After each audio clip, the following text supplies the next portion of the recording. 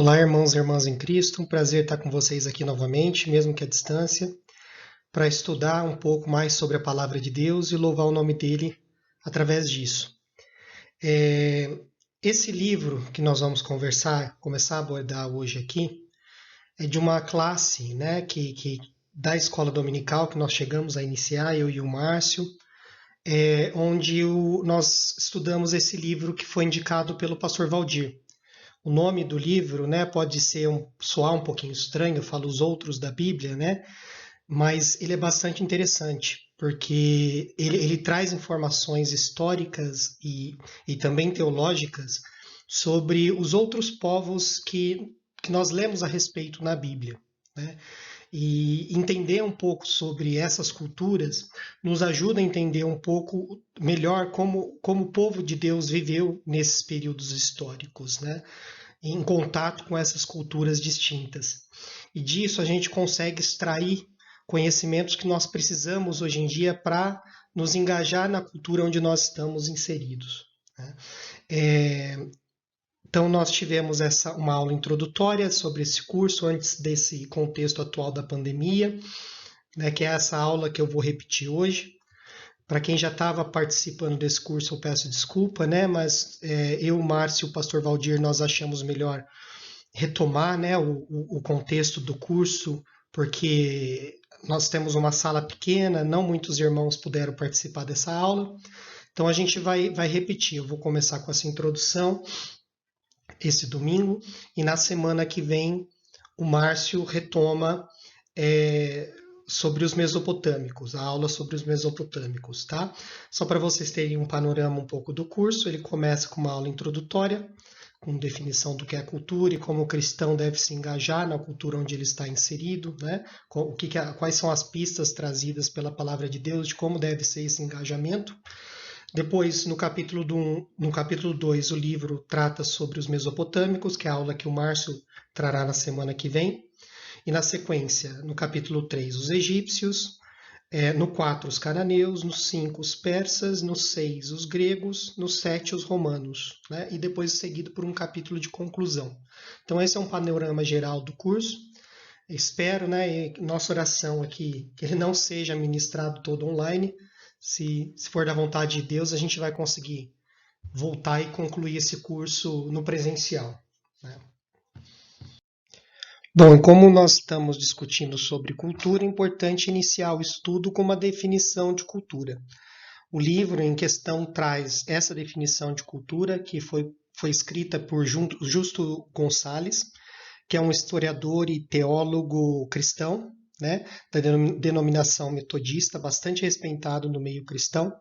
E ele, simplificando aqui a definição que ele dá, cultura é a essência, o modo pelo qual um grupo humano qualquer se relaciona entre si e o ambiente circundante. Então, de acordo com a definição que o Justo Gonçalves faz, cultura inclui dois elementos importantes: relacionamentos humanos e também a forma que o ser humano se relaciona com o ambiente onde ele está.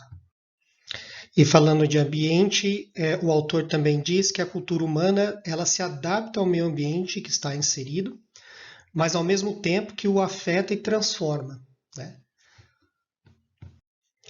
Fazendo a ponte agora entre cultura e teologia, nós sabemos, né, os irmãos já devem ter estudado a respeito, que Deus ele se revela a nós de duas maneiras, né? Nós temos uma revelação geral e uma revelação específica. A revelação geral ela pode ser resumida através desse salmo bastante conhecido, 19:1. Os céus declaram a glória de Deus, o firmamento proclama a obra de suas mãos. Nós sabemos que nós temos evidências de que existe um Deus na natureza. Olhando o firmamento, no caso é o que traz o salmo aqui, mas a criação de Deus ela testifica a existência de um Deus criador. E essa revelação geral de Deus colocou no coração do ser humano, de qualquer religião, o desejo de buscar por um sagrado, por um Deus, né? Sabemos que muitas vezes de forma errônea, mas no desejo de se buscar um contato com o sagrado, com um Deus criador. E daí que entra o contexto da revelação específica, né? Que é a revelação do Deus verdadeiro, que é o que nós cremos, de uma cultura judaico-cristã, que é o Deus de Israel, o Deus que escolhe um povo, né, descendente de Abrão, para se revelar, para contar de como de fato ele espera ser adorado, né, ele espera ser seguido. Então é um Deus que se aproxima, que se revela de forma específica para um povo, que é a descendência de Abrão, o povo de Israel, né, dos patriarcas. Trouxe uma citação aqui para vocês. Como cristãos, cremos que Deus plantou esse desejo do sagrado, essa saudade do paraíso perdido em nossas almas, para mais facilmente aceitarmos os fatos da redenção. Como ele fez isso? Por meio de Cristo, a luz verdadeira que ilumina todo homem, conforme está lá em João 1,9. Como isso acontece, mesmo no paganismo politeísta, pela especulação religiosa como um exercício lógico. Então, nós temos aqui a revelação geral, que é esse desejo que Deus colocou no coração do homem de buscar pelo sagrado, de buscar um contato com esse Deus criador, e a revelação específica, que é a judaico-cristã, que começa, né, com a descendência de Abrão, povo de Israel, que culmina com a cruz de Cristo, que é a revelação completa de Deus para nós, né? Cristo, a gente sabe que a gente quer ver Deus, né? Jesus disse, vocês me viram, para os discípulos dele, né? E você quer ver Deus? Olha para mim, olha para minha cruz. Eu sou a manifestação e a revelação completa de Deus. Então, nós como cristãos, a gente, quando tem contato com esses mitos, né, com essas religiões não verdadeiras, a gente pode encarar desta forma trazida por C.S. Lewis, né? Ele diz que o mito, assim como o logos, expressa uma imagem do mundo como caminho alternativo à razão. O mito alerta para uma realidade transcendente situada além do que pode ser percebido pelos sentidos, impelindo quem o experimenta a saltar do plano existencial para o das essências. Então, muitas vezes a gente nos arma, né, com as religiões falsas e tem uma atitude um pouco que violenta, né, no trato com essas religiões. Mas nesse excerto aqui dessa obra do C.S. Lewis, ele diz que nós podemos utilizar esse desejo pelo sagrado que Deus plantou no coração. E muitas vezes pessoas vão e buscam, né, satisfazer esse desejo através de uma teologia errônea, né, de uma religião falsa, mas a gente, como cristão, não precisa necessariamente se armar para confrontar essas religiões falsas, né? A gente pode ver isso como uma porta de entrada para a mensagem do evangelho ser pregada. Aí você me pergunta, mas irmão André, será que isso tem base bíblica, né? E aí eu trouxe para vocês um excerto lá de Atos, o livro de Atos, onde Paulo está pregando em Atenas, né? E como que ele inicia essa pregação do evangelho no coração, né, no coração do mundo grego. Ele entra e diz, vou lendo aqui para vocês, então Paulo, levantando-se no meio do Areópago, que era o lugar onde as pessoas se reuniam para discutir política, para discutir filosofia, era um espaço de trocas públicas, né? E disse, senhores atenienses, em tudo vos vejo acentuadamente religiosos, porque passando e observando os objetos de vosso culto, encontrei também um altar no qual está inscrito, ao Deus desconhecido. Pois esse que adorais sem conhecer é precisamente aquele que eu vos anuncio. Então Paulo chegou lá em Atenas, e a gente sabe, né, uma sociedade politeísta, ele deve ter visto ali estátuas dedicadas aos vários deuses, né, um povo completamente pagão, com práticas pagãs que provavelmente causavam ojeriza nele, como causam na gente, mas ele segurou esse ímpeto de começar a julgar, de chegar com o pé no peito dessa população, e ele achou uma porta de entrada nessa busca pelo sagrado dos atenienses para poder pregar a mensagem do evangelho. Então ele não comprometeu de forma alguma a mensagem do evangelho, né? Não criou um sincretismo com a religião de Atenas, né, para diluir o cristianismo e fazer ele mais palatável para aquela cultura, mas ele achou uma porta para apresentar a mensagem do evangelho dentro daquela cultura. Então, dentro desse contexto, durante esse curso, nós queremos responder duas perguntas aqui. Teria Deus deixado pistas de si mesmo nas culturas humanas, né, fora dessa nossa realidade judaico-cristã? Teria plantado algum testemunho de si, mesmo nessas culturas? E a nossa tese inicial para essa resposta, né, para essas duas perguntas é que sim, né, que Deus plantou o desejo do sagrado no coração das pessoas e ele deixou pistas da revelação específica nessas culturas também, né? Lá em Mateus 28, 18 a 19, Jesus nos diz, né? Jesus, aproximando-se, falou-lhes, dizendo: Toda autoridade me foi dada no céu e na terra, ide, portanto, e fazeis discípulos em todas as nações, batizando-os em nome do Pai, do Filho e do Espírito Santo, ensinando-as a guardar todas as coisas que vos tenho ordenado. E eis que estou convosco todos os dias até a consumação do século. Então, nós temos nesse versículo aqui duas verdades que valem a pena ser chamada a atenção. Primeiro, a questão da autoridade de Cristo. Então, toda a autoridade foi dada a ele, nos céus e na terra, e sobre todas as culturas, né? E a gente tem que ter isso no nosso coração. Então, deve ter, porque Deus nos diz que tem. É a semente do evangelho plantado no coração de todo ser humano inserido em qualquer cultura.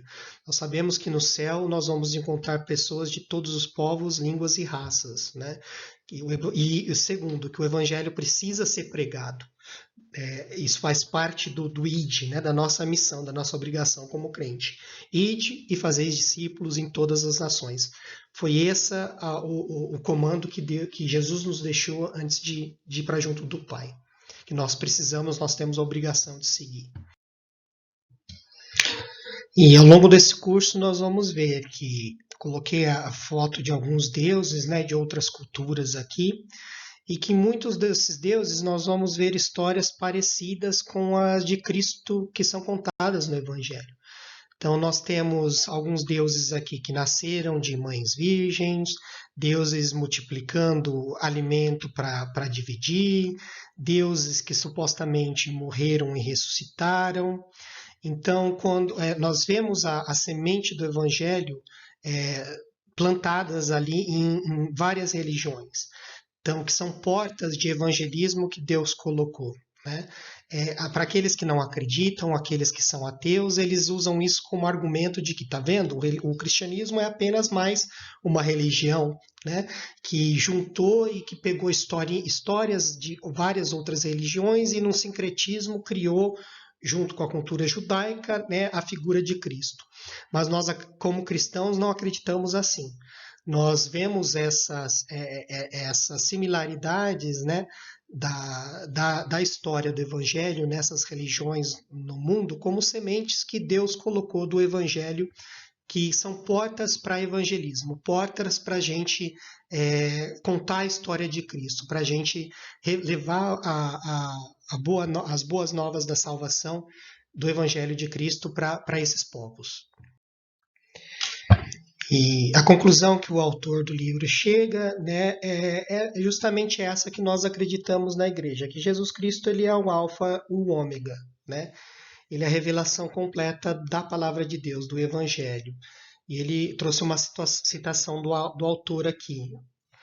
Jesus Cristo é resumo e realidade de todas as religiões e filosofias. O cumprimento profético não apenas da Bíblia, mas de toda a expectativa do sagrado, da revelação geral nas culturas humanas e na revelação específica que a Bíblia nos trouxe. E Jesus Cristo nos diz que Ele é o caminho, a verdade e a vida. Ele é o único caminho que nos leva a Deus, Ele é a verdade de Deus, né? João Calvino, elaborando em cima disso, diz que a verdade provém do Espírito, né?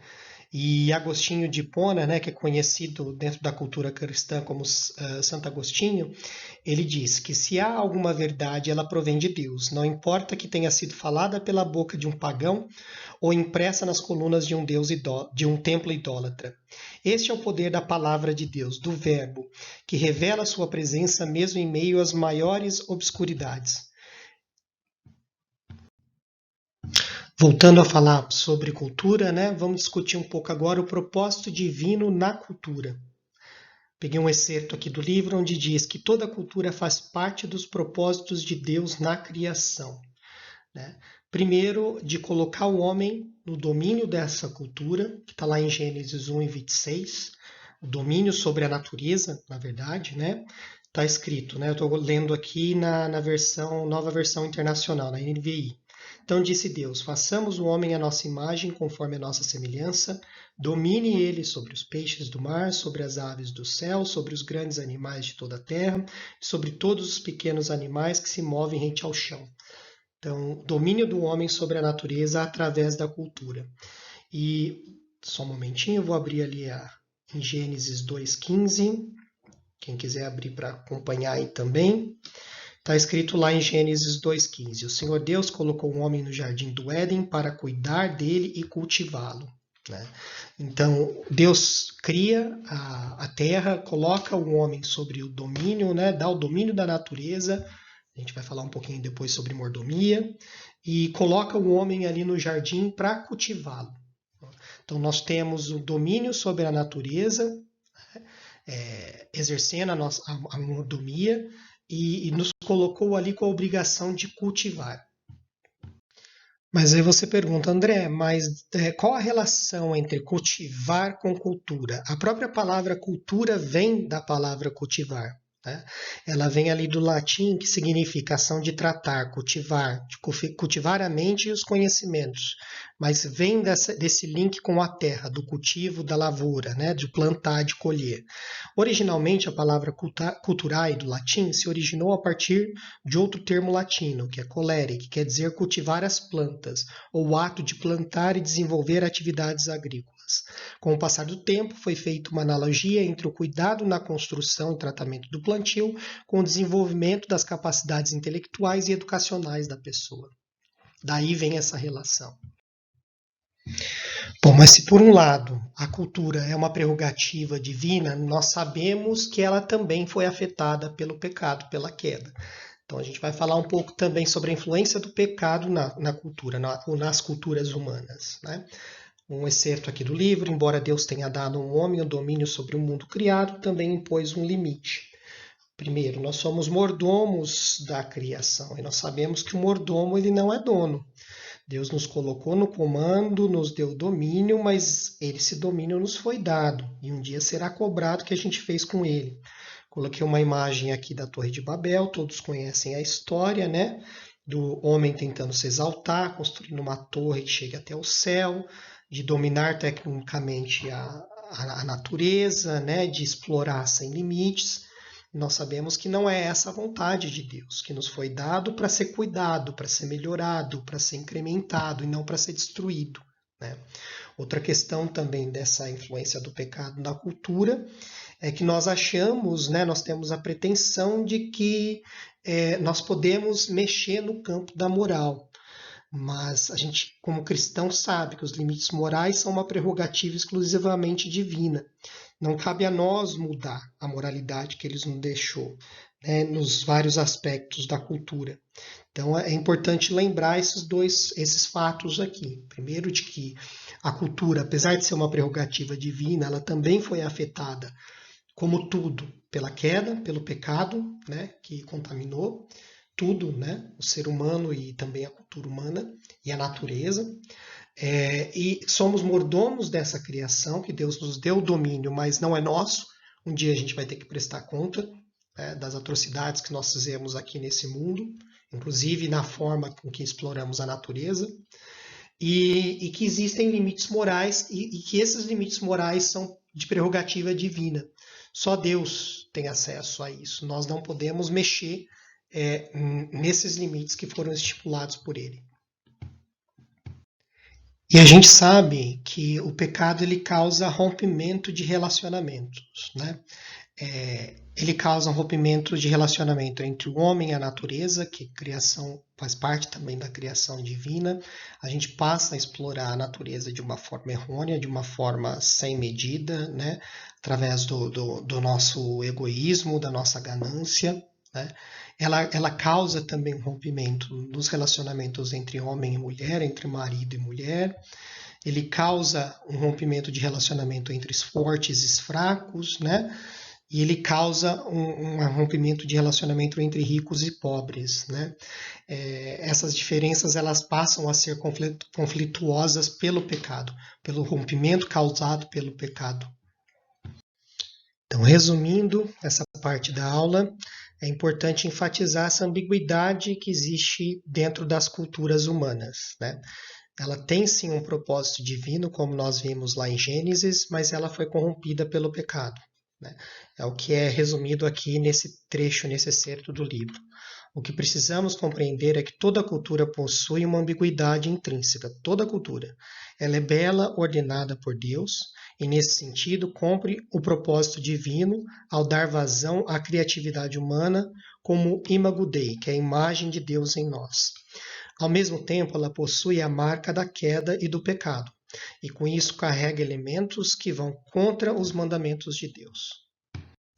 Então, sabendo dessa ambiguidade que existe nas culturas humanas, nós não podemos simplesmente usar o princípio maniqueísta e colocar uma cultura inteira como benigna em oposição a outra inteiramente maligna, em um conflito civilizacional, no qual o bem deve vencer o mal.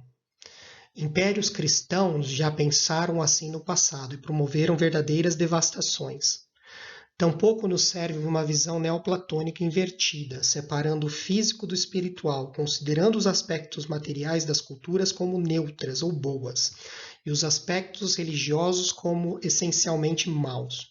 É preciso olhar cada cultura dentro dela mesma, a partir de seus próprios argumentos e referências, para compreender o que nelas há de estrutura divinamente ordenada e o que há de direção destrutiva do pecado. E o filtro que a gente deve usar para julgar o que é de função divina para a cultura e o que é de deturpação do pecado é o Evangelho. Né? Como o pastor Russell Moore, da Convenção Sul dos Estados Unidos, diz nesse livro aqui, Onward, sobre como o cristão deve se relacionar com a cultura. Um cristianismo que não tem atrito na cultura é um cristianismo que morre. Essa religião absorve a cultura ambiental até que ela se torna indistinguível dela. Um cristianismo que é isolado da cultura ao seu redor é um cristianismo que também morre. O evangelho que recebemos é um evangelho missionário, que deve se conectar às pessoas de fora para ter vida.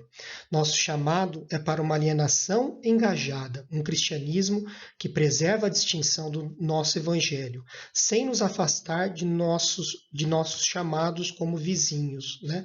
Amigos e cidadãos. Então é um evangelho que é sal e que é luz. É sal no sentido que preserva, que não deixa apodrecer, né? Que não perde a sua identidade, que não perde o seu sabor, mas ele é luz, ele não adianta ficar escondido, ele tem que brilhar.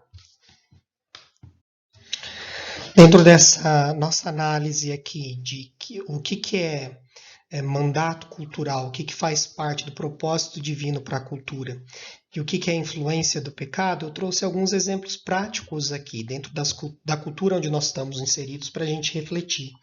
O primeiro que eu trouxe são elementos de celebração, de festas, né?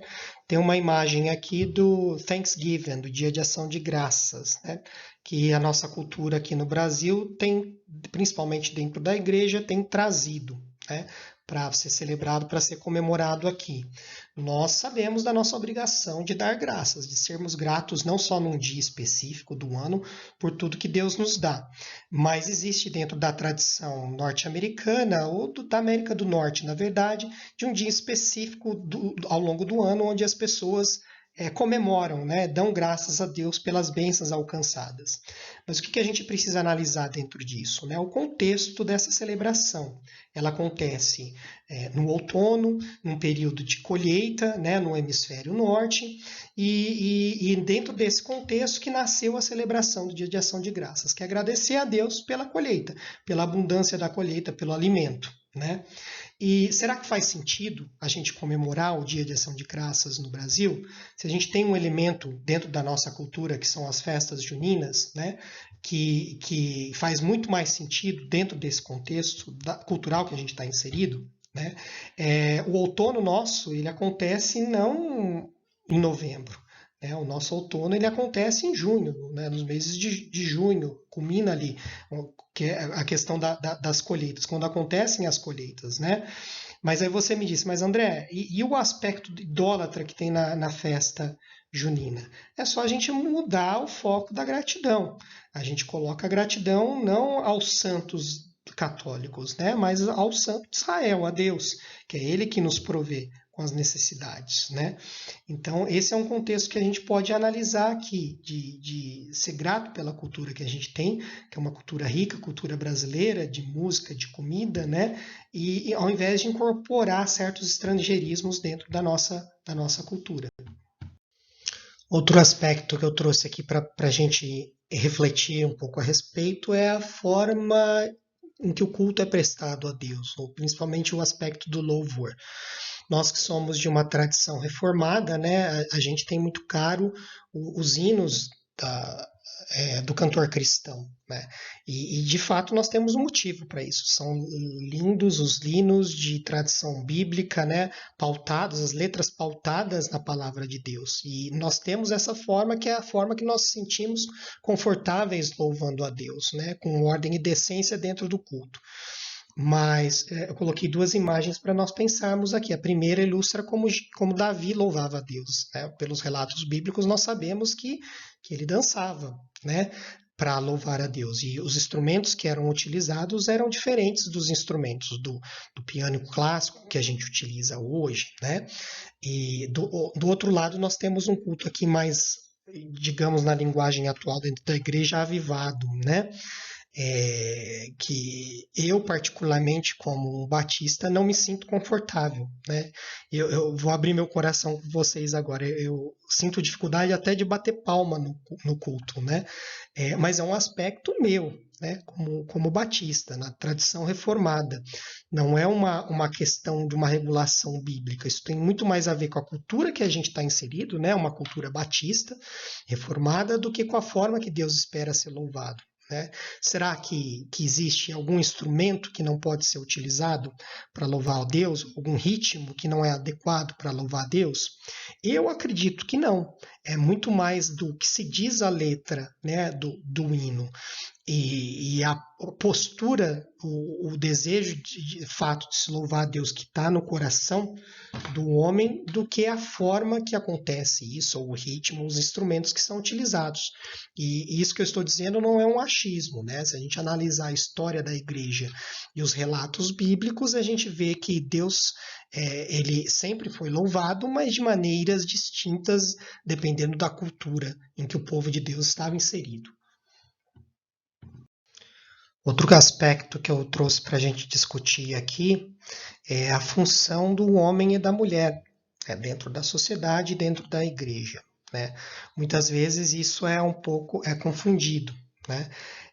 A gente sabe que tradicionalmente e culturalmente falando, cuidados com o lar, com as crianças, né? Elas ficam para a mulher, essa atribuição. E para o homem, o ganha-pão, sair para trabalhar, para trazer o dinheiro para o lar. Mas será que isso é uma verdade bíblica ou essa é uma questão cultural? Né? Se a gente for analisar dentro da palavra de Deus, a gente sabe muito bem que homem e mulher têm papéis claros. Né?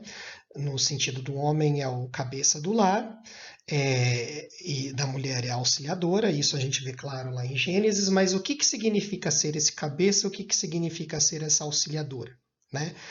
Será que existe de fato dentro da Bíblia esse determinismo de que a mulher que deve ser responsável pelos cuidados domésticos, pelas tarefas domésticas, e é uma atribuição estritamente dela. Se existe, irmãos, eu nunca vi na Bíblia. Eu não sei se vocês já acharam um versículo que regula isso, né?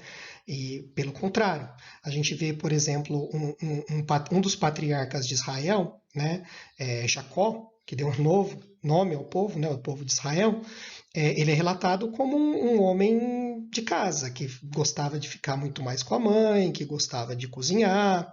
Em momento algum isso é tratado com um demérito, como um aspecto negativo da personalidade dele, né? Era um traço da personalidade dele. E o Esaú, que era o peludo, o caçador, né, o preferido do pai, foi preterido dentro dos planos de Deus de ser um dos patriarcas de Israel. A gente vê um relato também de uma juíza, Débora, né, que foi escolhida para ser juíza de Israel.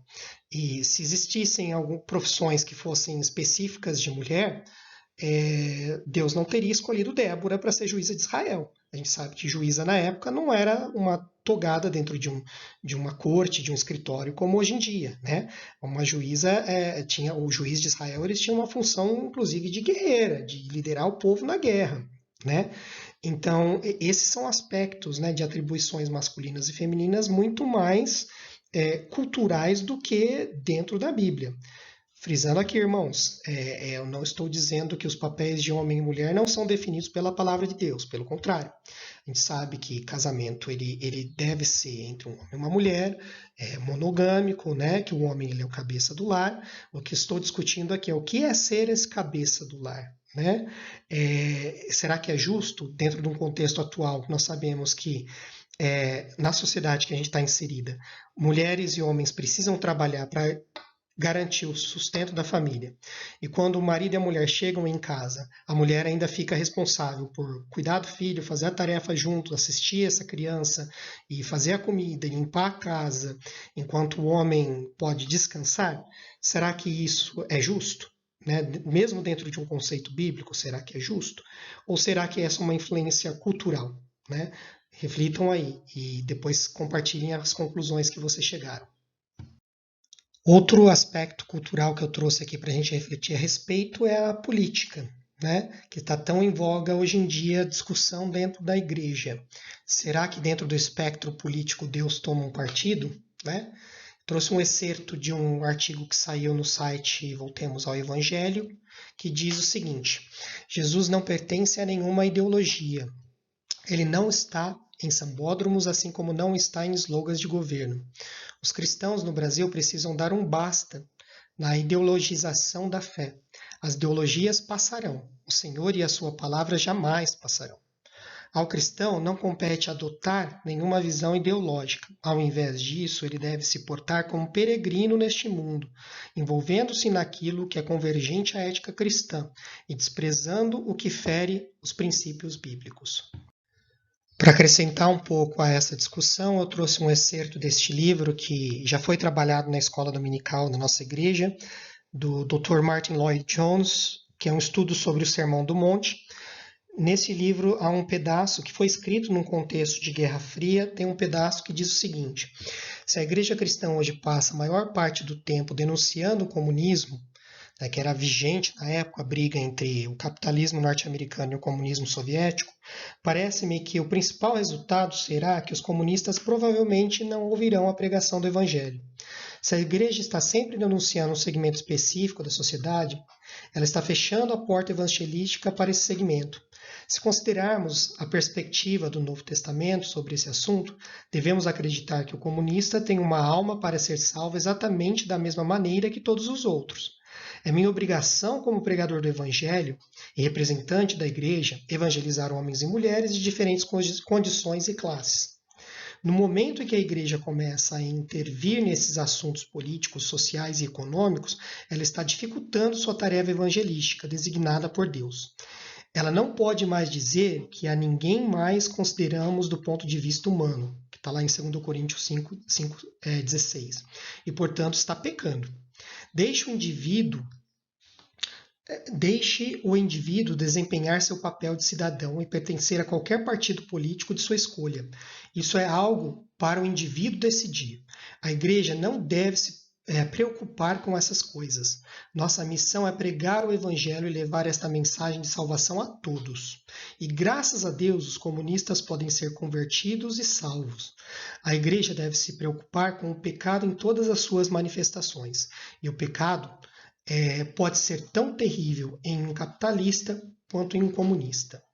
Pode ser tão terrível em um homem rico quanto em um homem pobre.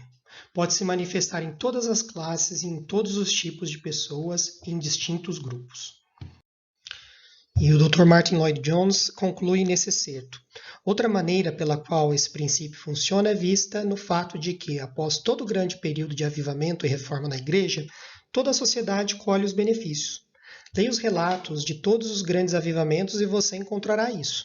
Por exemplo, no que ocorreu sobre Richard Baxter em Kidderminster, não apenas a igreja foi reavivada, mas muitos do mundo foram convertidos e se juntaram à igreja. Além disso, toda a vida daquela cidade foi afetada, e o mal, o pecado e o vício foram controlados. Isso aconteceu não pela denúncia da igreja desses pecados, tentando persuadir o governo a aprovar leis para inibi-lo, mas pela pura influência de indivíduos cristãos.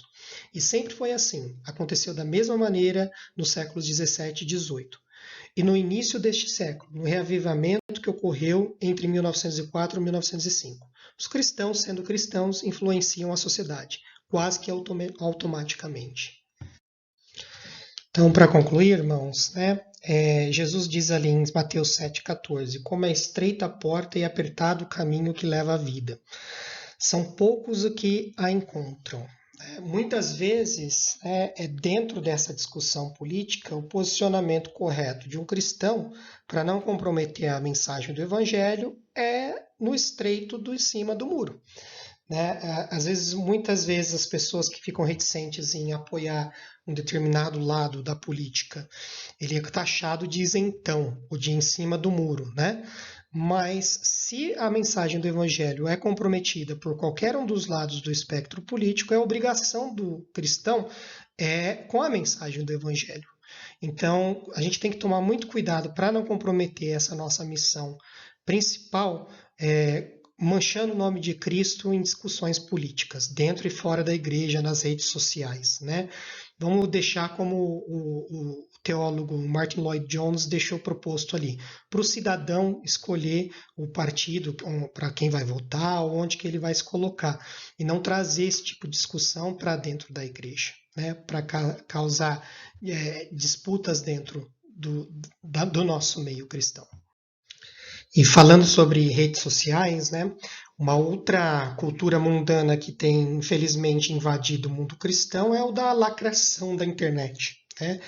É o famoso Thug Life, o Oclinhos, de sair por cima de uma discussão, de uma disputa dentro das redes sociais. E nesse contexto eu trouxe uma citação aqui do pastor Russell Moore, onde ele diz que grande parte da nossa retórica é menos sobre convencer os incrédulos ou manter a fé dos crentes do que, como Thomas Merton colocou, uma busca por um argumento forte o suficiente para provar que estamos certos. É por isso que nós caricaturamos as opiniões de nossos oponentes, para obtermos altos améns em nossas congregações. Mas deixamos nossos filhos completamente despreparados para argumentos mais cuidadosos e sutis que eles encontram dos pontos de vista que denunciamos. Qual é o resultado disso? Uma retórica cristã autorreferencial, que não apenas falha em persuadir pessoas de fora, mas também em proteger nossos próprios filhos e netos do que temíamos expô-los em primeiro lugar. Se nós pegarmos ali 1 Pedro 3, de 14 a 15, onde está escrito, todavia mesmo que venham a sofrer porque praticam a justiça, porque praticam o evangelho, vocês serão felizes. Não temam aquilo que eles temem, não fiquem amedrontados. Antes, santifiquem a Cristo como Senhor em seu coração. Estejam sempre preparados para responder a qualquer pessoa que pedir a razão da esperança que há em vocês. A palavra que é utilizada aqui como razão, no grego, é o logos, é o mesmo verbo, que se fez carne, que às vezes é traduzido como verbo. A razão, a faculdade mental, o pensamento, o raciocínio, o cálculo. Então, irmãos, às vezes a gente tem medo, a gente se acha a gente acha que precisa ficar defendendo, né, a honra de Deus, de ficar brigando pela honra de Deus. Deus zela pela própria honra dele. Né? A gente tem que tomar cuidado com esse tipo de discussões gratuitas, né, em via social. Nós temos que nos focar em pregar o evangelho da salvação. O evangelho da salvação, ela já tem poder o suficiente de convencimento, né? Então, a gente precisa tomar cuidado com algumas discussões fúteis em redes sociais, né? Tomem cuidado com isso, meus irmãos. Não caiam nessa cultura do mundo que infelizmente tem invadido as igrejas. Caminhando para a conclusão de nossa aula, né, vou deixar aqui algumas dicas de leitura e também de o que a gente pode fazer, como nós devemos nos engajar na cultura onde nós estamos inseridos, no nosso caso, na cultura brasileira. Né? Uma dica de leitura interessante, esse livro aqui do pastor Timothy Keller, O Evangelho na Vida. Inclusive, nós estamos afastados da igreja, mas ele é vendido na livraria da nossa igreja, fácil de encontrar pela internet também, bastante interessante porque ele acompanha um DVD com mensagens do pastor, e é uma série de estudos de como a gente vive praticamente o evangelho, como a gente pratica o evangelho, né, no nosso contato com a cultura. E no primeiro capítulo desse livro, ele fala um pouco sobre a cidade, o mundo que vivemos, né? E a base para esse estudo é esse texto que está em Jeremias 29, de 4 a 7, né? Que foi escrito durante o cativeiro babilônico, né? Assim diz o Senhor dos Exércitos, o Deus de Israel, a todos os exilados que deportei de Jerusalém para a Babilônia. Construam casas e habitem nelas, plantem jardins e comam de seus frutos, casem-se e tenham filhos e filhas, escolham mulheres para casar-se com seus filhos, e deem as suas filhas em casamento para que também tenham filhos e filhas. Multipliquem-se e não diminuam. Busquem a prosperidade da cidade para o qual eu vos deportei. Deus falando aqui, eu vos deportei para essa cidade, e orem ao Senhor em favor dela, porque a prosperidade de vocês depende da prosperidade dela.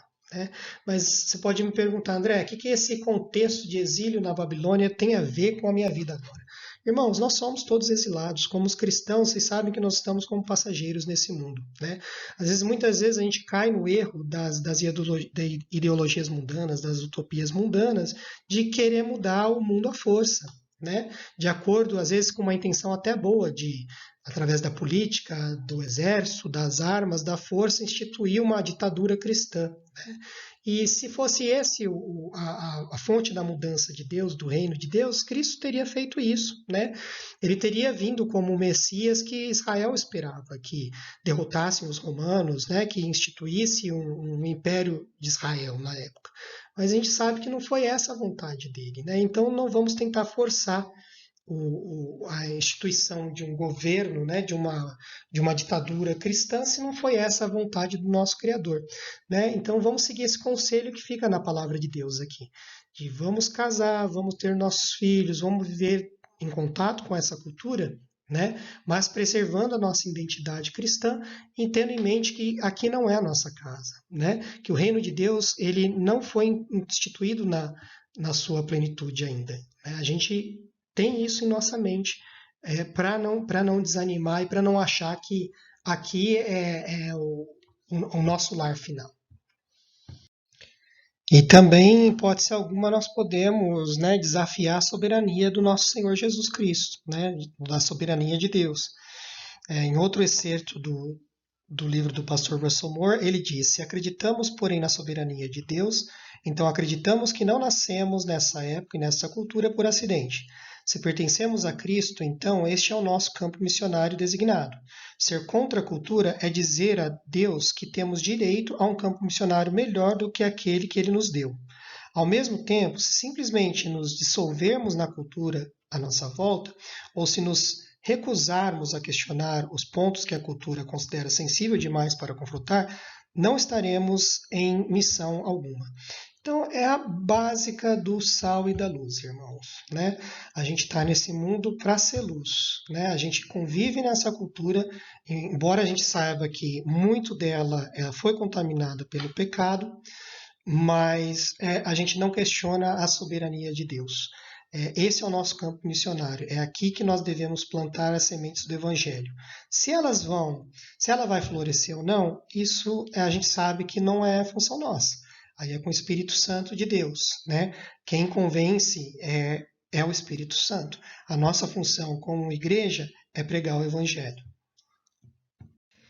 Fica aqui então o desafio para a gente. Vamos correr em direção à estranheza do Evangelho, do velho Evangelho de um Messias que foi expulso de sua própria cidade natal, mas que curiosamente foi capaz de sair de seu próprio túmulo.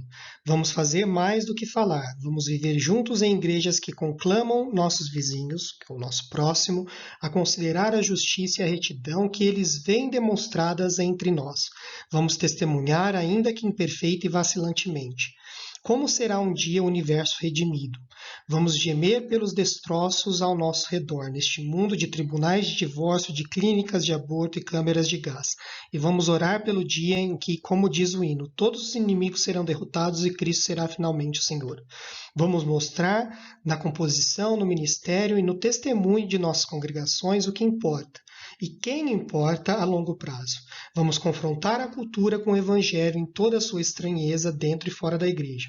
E vamos modelar o que acontece em uma cultura quando o reino nos interrompe a caminho de onde iríamos, se estivéssemos definindo o nosso próprio percurso.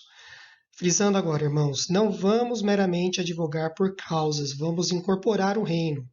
Não aspiremos ser uma maioria moral, mas uma comunidade evangélica que não existe para si mesma, mas para a missão maior de alcançar o mundo inteiro com o evangelho integral, em sua totalidade. Esse tipo de engajamento cultural, de centralidade do reino, não nos encerra em nós mesmos, mas nos encaminha para fora. Bom, irmãos, é isso. Muito obrigado pela participação de todos, né?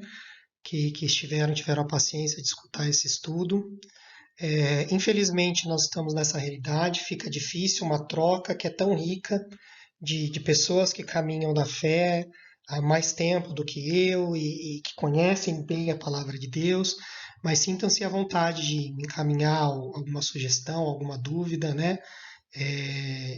Alguma exortação de amor.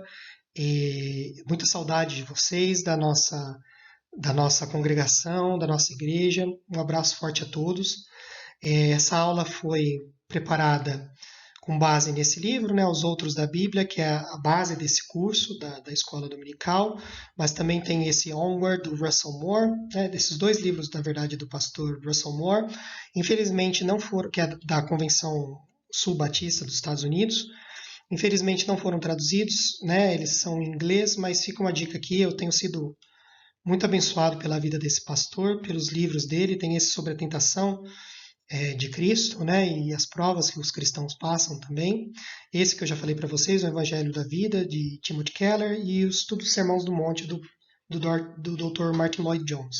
A Bíblia, né, os versículos mencionados aqui foram da NVI.